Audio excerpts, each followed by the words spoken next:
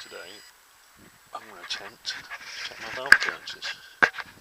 Now it's a job that I don't have the Haynes manual yet, I've just ordered it, but there's a guy CBF125 rider .wordpress.com, I think it is, guy who's got a CBF125, he's done the job and he's documented it really nicely, so I'm going to be following that. I've got a selection of tools, got some screwdrivers, socket sets, some hexagon bits, Allen keys to most of us that go on a socket, got a 10mm ring spanner and a torque wrench. So to start with, I'm going to take both the seats off. Okay, so both seats are off, back one just with the key and the front one with two 10mm bolts which go in here. Try not to lose the little rubber mountings that come with them, or it'll vibrate to pieces. Right, next job is to take off this bit of plastic fairing. Now, there's two screws, one here and one here that's in this other piece. So let's do that first. Okay, so just to try and show you what I did, once you've got the two screws out, there's a little out-in bit there. What you do is you push the whole thing that way, forwards towards the front of the bike, and then there's like a rubber mounting there, but the tricky one is this one at the back.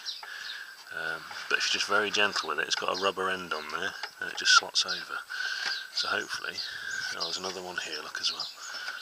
So gentle tug, and try not to damage the painted fairing. And in theory, it will come off any second. Okay, just looking at it, I don't think that one should be the first one then. I think that one should be the third bit of fairing. So,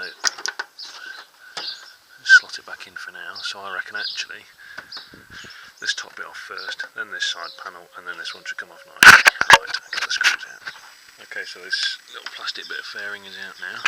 There's one screw, it goes in that hole there, and then there's one lug at the very top. So you kind of prise it away from underneath. You have to get the handlebars straight, I found.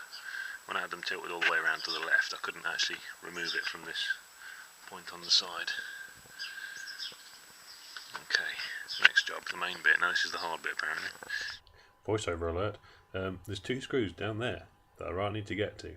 Now, let's try that. Those two are out down there.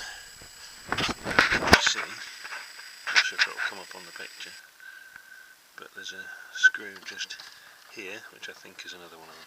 So I'm going to take that one out. I've already taken this top one out as well. Okay, so that was the one. I've removed the speedo cable from here. I've bent these couple back. I think there's another one that the guy mentioned on the site, so I've just got to find that. And then you slide the whole lot forward, there's a clip there, and it's starting to free up, so that's good. Okay, so there's three clips on here. You bend them all back, they're kind of like flexible metal that will go back, and then there's this relay. This is the connect to the disconnect, and then it comes off. You'll notice that the matte black side fairing as well came off in the process. Now,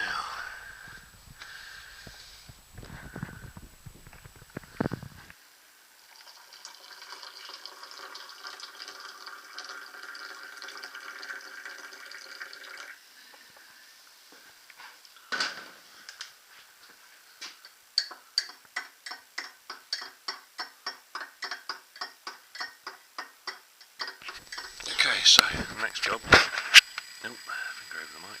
Next job is take these two plates off. So that's a 10mm Allen socket, and that's a 6mm Allen socket. Now I've been advised against using Allen keys, just because they're a bit weak. So get yourself one of these tools, they're really handy. Well, I imagine you can get them in sets as well. So, okay, so they're both out. There's a small one, there's the bigger one. Just make sure these rubber washers come out with them. Okay, next job, two diagonally opposite bolts in the cam cover. So we need to get them out. There's a bit limited room in there, so this could be fun. Okay, so two bolts are off, so now I've got to prise it off and try and lift it up out of the way. Okay, so now we've got this mess, and we can see in here.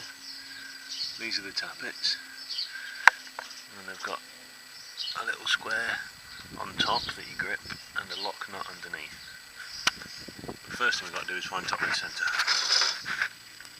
Now to find top dead centre you need to be turning the alternator, I think it's called the alternator bolt, this bit here, anti-clockwise, so towards the front of the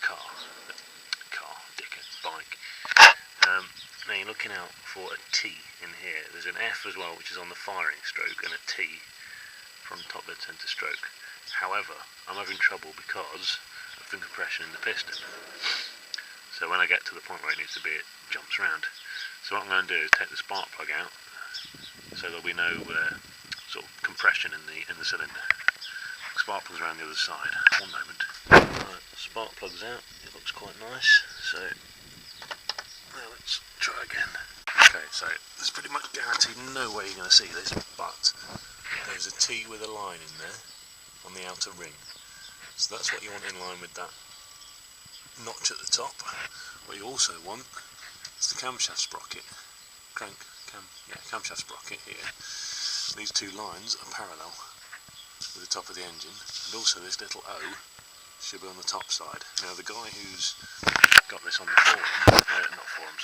on his website, said that on his the camshaft sprocket was upside down, but he checked top dead centre with a screwdriver gently down the spark plug hole. Anyway, the other way to check is that there should be a very tiny amount of movement, which there isn't, so I'm going to have to check this again. Okay, so mine is exactly the same as his was then, so the O is underneath when there's a little bit of movement in there. So let's just check what state the piston's at. I would imagine it is down at the bottom because it was at the top a second ago. Oh no, it's back up to the top, but it's on the non-firing stroke, I would have thought. Well anyway, this is the point where we're checking our clearances then. Let me just check the figures. Okay, so for the exhaust, which is the front, we want 0.12mm, and for the intake we want 0.08mm.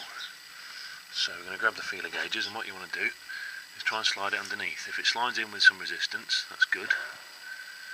The next size up shouldn't fit, and the one below should easily fit. Let's give it a go. And it's at this point that I say that my feeler gauges aren't accurate enough, so I'm going to have to go and get some more. Be right back. Nom nom nom nom nom nom. Pussy! You go.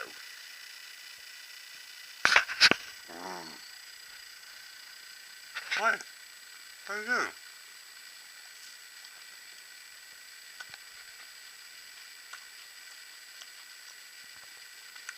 You think you'll get more chicken? No. Good girl.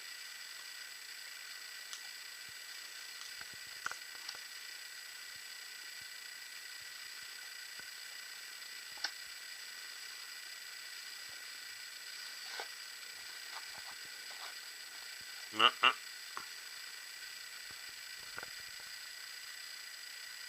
Probably don't want that.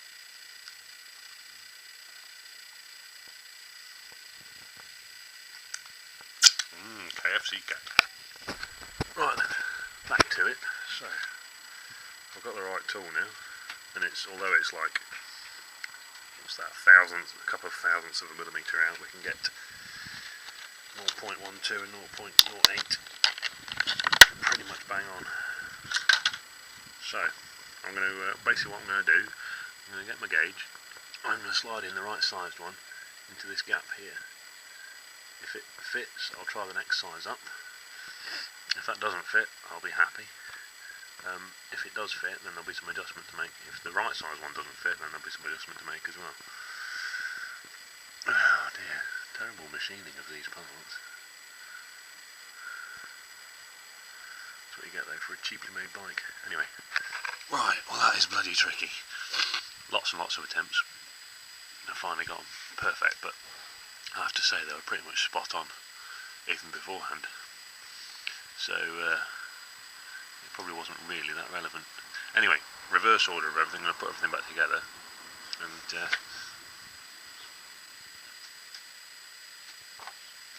I shall. If there's any tricky bits putting it back together, I'll record it. But otherwise, I'm just going to get the top back on, get these covers back on, put the spark plug back in, and start it up. Just make sure it's okay before I put all the rest of the cowling on, because it's going to be a bitch if I have to take that all off again.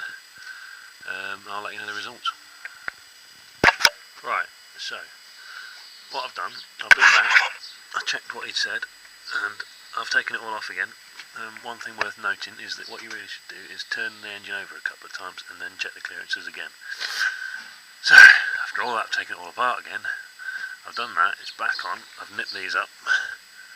Now, it's a bit difficult to get a torque wrench in here, so they're nipped up with a spanner, but I've done them to a not overly tight amount. I'm going to turn it over, check it starts alright and runs alright, and before putting everything back, I'm going to clean out the crankcase breather as well.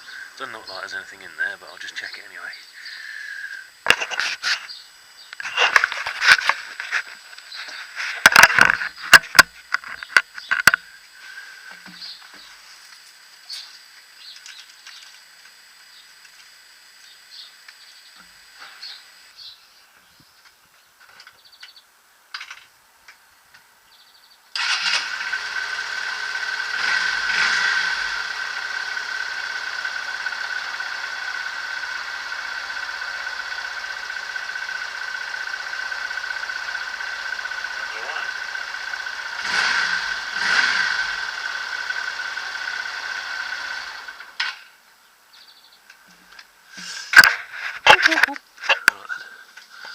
So I'll just check that out. Well, crankcase breather actually has got a load of gunk in it. So, you can see there's a load of water in there. I do ride all year round, so I get a bit of rain. So,